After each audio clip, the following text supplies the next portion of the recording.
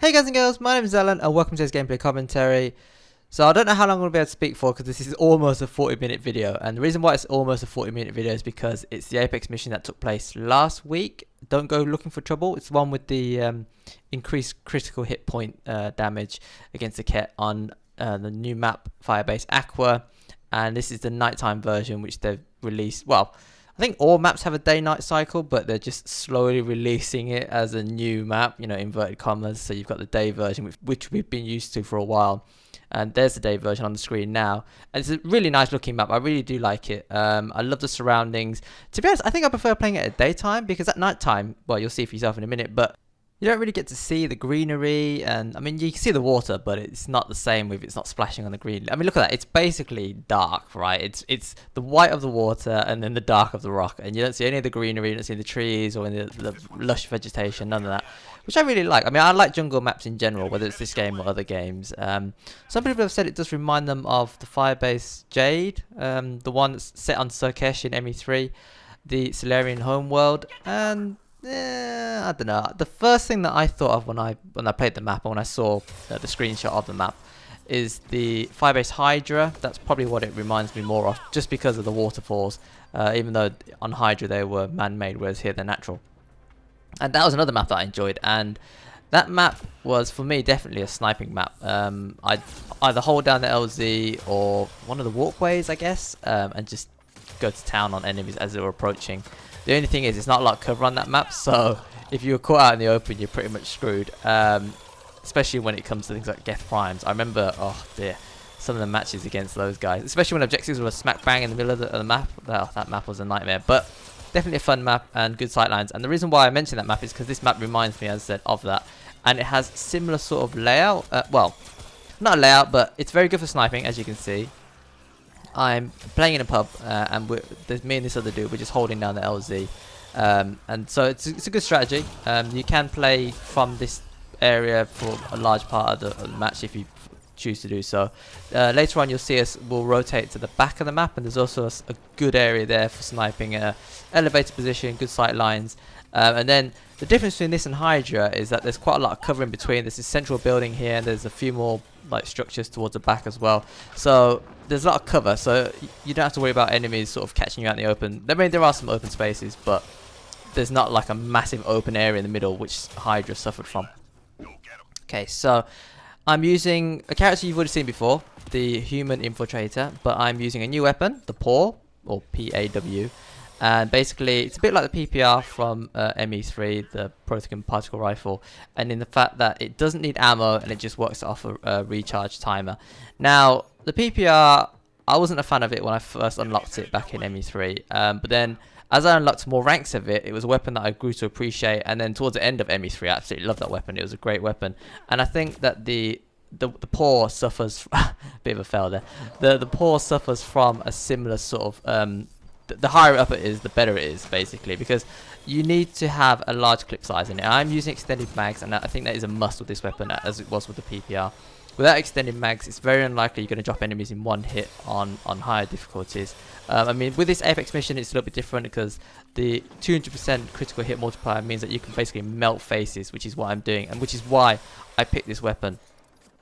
Not only that, but as you can see, it's pinpoint accurate. So I can track targets and aim for their face or whatever part of their body is critical hit and just take them out. I'm also using the assault rifle amp because the reduced weapon damage is one of the modifiers. So you get a critical hit increase, but you get reduced overall weapon damage. And then I decided to bring along cryo ammo too as well, just because increased damage, but also you can also freeze targets, which is what we're doing there. And another good thing about this weapon has a really high rate of applying the ammo bonus to enemies. So as you can see, I freeze targets very quickly, even though I'm pretty much killing them as I shoot them. Some targets, if I don't happen to hit the head, for example the Wraiths, they are freezing almost instantly, and that's how good this weapon is in terms of priming using ammo. So there's actually quite a lot that I want to talk about, not just about the gameplay today and Mass Effect Andromeda, even though there is a topic I will talk about in a second, but things like E3, which I haven't talked about yet, and I'll talk about that towards the end of the video. So I'm going to start off by just going over all the Mass Effect stuff that I wanted to get out of the way first, and then if you're interested to know more about what I thought about E3 this year, then keep watching the rest of the video just to hear that, or obviously, you know, enjoy the gameplay as well. Right, so the big news of the moment, and it's a good job I hadn't recorded this video earlier. I was being a bit lazy and I left it sort of a bit late in the day. But it worked out to my benefit because big news of the day is that Platinum is definitely on the way. There is a trailer on the Mass Effect channel at the moment. It's only a short teaser trailer, about 10 seconds, maybe less than that. But it does confirm that Platinum is coming because it says get ready for Platinum, so it's coming. And then they also showed off a new character, the Batarian. Well, okay, they showed off a new race. So the Batarian race is definitely confirmed to be coming to multiplayer. And, well, that's about it. So Batarian's confirmed, Platinum's coming. That was the teaser. I did predict in my previous video that it was going to be 2 weeks. So, I don't know. Maybe it still will be 2 weeks. It's only a teaser at the moment. I feel it probably could come this week, but it'd be more likely to come next week, in my opinion, in which case my 2-week guess would be correct. But we'll have to wait and see. I'm still leveling up some characters and obviously still unlocking certain things. So, I don't know if I'm quite yet ready for Platinum, but I'm definitely looking forward to a new challenge, and I'm definitely looking forward to a larger credit payout because that will definitely help me to continue to unlock stuff at a higher rate as well. Assuming, of course, I can play Platinum and I can find enough players to play Platinum with me. So yeah, that brings me on to my first topic of the day, and that is the shrinking player base in Mass Effect Andromeda multiplayer. It is ridiculous how few players are knocking around. I know there are several factors that are making it worse, such as region locking. If you've not heard of what region locking is, in very basic terms, it means that you're restricted to playing with players who are relatively close to where you are. So, for example, I'm from the UK. I'll only ever be matched with people in sort of mainland Europe, Northern Ireland, and that's about it. And I won't ever get matched. Well, it's rare that I'll get matched with people in America and further afield. And that's basically what region locking means. So if you're playing in America, you'll only be matched with people in America, and so on and so forth. And I mean, in some ways it's good because it does mean that you don't run into like really laggy games. I remember playing ME3 and just being matched with players from all over the world. And yeah, I mean, obviously those games were frustrating because you couldn't play basically. Enemies were all over the place. Your hits weren't being registered and it was just a nightmare. But they weren't that bad in terms of how many I encountered. Obviously, Mass Effect 3 was a lot more popular, so that's probably why. Had its player base been as small as MEA, I think I would have played a lot more with players from around the world, and that would have been a terrible experience on the whole. But then again, I probably wouldn't have played Mass Effect 3 this long if it had been as fun as MEA when it was at launch. I mean, yeah, there are some benefits such as I said, so you don't play with people across the world, which means you get less laggy matches in theory. But I mean, there are still occasionally laggy matches that I get joined into, so it doesn't always work, or at least maybe the host has just got terrible internet, which is possible, I suppose. Speaking of connection, that ping meter in the bottom of the screen, not very accurate. I mean, sometimes I'm host and I get a 3-bar on host. What? And then I join players who've got 3-bar connections. Well, then I supposedly have got a 3-bar connection to their match, and it is awful. So if a 3-bar is that bad, how bad is a 2-bar and a 1-bar? I do not want to find out. Thank you very much. So yeah, that's one thing I want to talk about, which I haven't talked about before, and that's the ping bar. So yeah, I mean, region locking, as I said, it's good if you've got a really big fan base. Things like Call of Duty probably would benefit from this, but for a game such as MEA, where the popularity is dwindling incredibly fast, a lot faster than any other game that I've ever played before, it's ridiculous. It's probably not ideal, and I imagine that they might remove it at some point, because if not, there's going to be very few players left on the servers in certain areas. I mean, as I said, I'm from Europe, so there should be enough players at all hours of the day, but there just isn't. And I mean, if they join some of the servers together, I don't know how this system works exactly, but if they allowed us to join American servers, like North America and Europe, that's probably about as far as I would be able to, like East Coast, I'd probably be able to deal with. West Coast would be a nightmare. I remember once playing in ME3, and I was playing at a really stupid hour of the day. It was like really early morning, and I was playing in an Australian lobby, and I just thought it's so funny. Well, the reason why I knew it was Australian because they were talking to each other, and that's probably one of the furthest places I've ever joined a match, at least to my knowledge. So Australia is the furthest it's joined, so that will never happen in MEA with this system in place. But it means I don't ever get to experience any funny encounters like that. To be fair, that game was horrendous, but we still did well. It was a gold match and we extracted and all the rest of it. But yeah, it's just funny. Right, so back to what we were talking about. Platinum, well, I don't know. Until I play it, obviously it's hard to say if it's going to be fun or not. And hopefully they bring more balance changes, more updates with that patch. They probably will release it as a patch because that's how they drip feed us all the DLC these days. No word yet on things like Quarian and Geth. I'd be surprised if they don't make a return to MEA.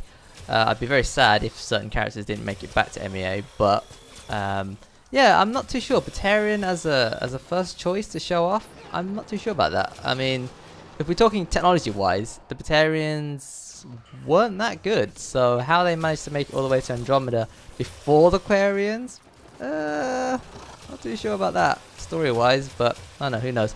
So I think that's just probably a precursor. So Batarians, then Quarians at some point, and then I would be very sad if I didn't see any Geth, but I don't know, we'll wait and see. Who knows if I'll even still be playing by the time that DLC drops, well, update comes out. They don't do big DLC drops anymore, as I've talked about in the past, which is a shame. I almost forgot to mention it, but potentially Drell could be coming back as well. I mean, there was some sort of mention in the SP, I think, regarding the Quarian arc and the Drell being with them and all the rest of it. So, I don't know, maybe we'll see some Drell characters in the future, but at this rate, it'll be the far future rather than the near future. But we'll just have to wait and see. Obviously, I'm looking forward to trying them out and seeing how they fare. Having said that, it does worry me a little bit about how some of the, OG characters will adjust to being in MEA and the combat system that's available now. So, characters like the Geth Hunter and a bunch of the Quarians, I do worry, because obviously they'll probably be nerfed. Their abilities will probably change or not be as effective as they were in ME3, so they'll probably just ruin the memory for me, to be honest. So, I don't know, wait and see. I'll obviously test out the characters once I unlock them and give you a review on the channel. And obviously, if Platinum comes out anytime soon, I'll also play that and, of course, give you my thoughts and opinions at the time. And hopefully it's fun. That's the main thing. I mean, yeah, I'm getting to that point now where I'm feeling a lot more confident in my playing. I don't know if I quite would solo a gold just yet, but bronze, I've already soloed inadvertently. Basically, I started a bronze match on my own. Nobody joined, completed it on my own. So that was my first solo. Didn't even mean to do it, but there you go. I almost, on the same day, soloed a bloody silver match. So, was it the same day? I can't remember. But the point is, 24 minutes into a silver match, that's when I first got another player join. And obviously I wasn't trying to solo it, which is why the time was awful before I get funny remarks in the comment section. I wasn't trying to solo it, so obviously I was just taking my time, just playing the game, just messing around, whatever. 24 minutes is how long it took for someone else to join my match. I think it was an Apex mission, which might explain why it took so long, but still, 24 minutes is ridiculous. So, I mean, you can imagine how small the player base is for it to take that long for people to join your game.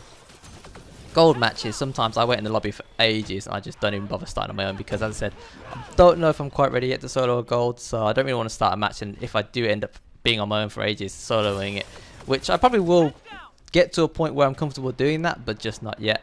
And hopefully with Platinum coming out soon, it does bring some players back, and so more players to play, and less waiting time in lobbies. But I mean, I don't know, it's very bleak at the moment. Not a lot of players, and that means poor quality matches, and that means less fun. Less fun means you're less inclined to play the game, and that just means more people dropping off and not playing, an endless cycle of the game dwindling and dwindling. Right, so what else I was going to talk about before? So I've talked about the solos. I've got a list in front of me. I have to make a list because otherwise I forget all the stuff I want to talk about. So yeah, the next point, I haven't talked about it yet, is that I'm playing MEA way less than I was playing ME3 at this point in time. So a couple of months after ME3, I was bashing out games. I was spending so much time playing. In fact, I'd already completed the single player by that point. I haven't completed the single player for MEA yet because I'm just not interested at all in the plot line. It's like, it's just so boring, so drab. Like, there's so much more that they could do to make it interesting, like just a few more cutscenes here and there. Just make us care about what's going on in the game. My biggest issue is that I don't give a crap about what's going on. I have no interest in what's going on whatsoever. I complete a loyalty mission with my teammates.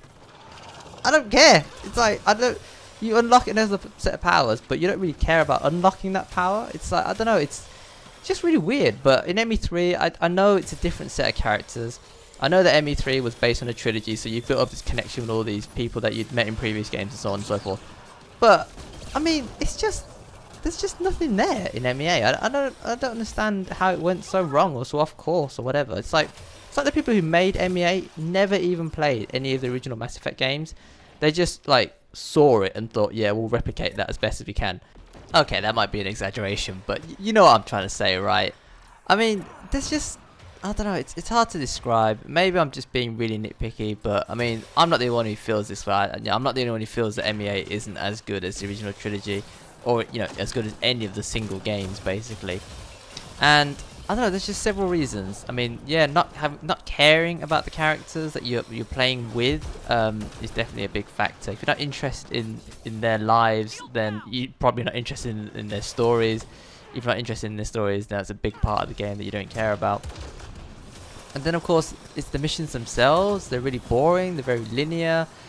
There's, you know, go here, collect this, report back. Go here, research this, report back. Go here, find out what happened to XYZ, confirm that they're dead, report back. It's like, you know, I don't care about any of that stuff. And a lot of the missions in the game center around those sort of, you know, criteria. And it's just not fun, you know? I mean, I'd rather have less missions, but more in-depth missions than just lots of the same crap over and over again. And I think another reason why the game has failed so hard in my eyes, and for me personally, is that they've tried to make it open world. And yeah, the few worlds that you get to explore are really big and really nice, but they're not very interesting. There's nothing in those worlds for you to explore, right? It's just the same sort of landscape for miles and miles and miles. You pass the same mini outpost all the time, and it's the same set of enemies in there. You've just got to go through the motions of clearing them out, and you get a tiny reward via a crate or something. And that's how you explore the planet, basically. That's how you get from A to B. You find these enemies, you kill them, and you move on to the next thing. And then each of these places has, you know, a mini objective, as I said, research this or discover this or, you know, report back, blah blah blah.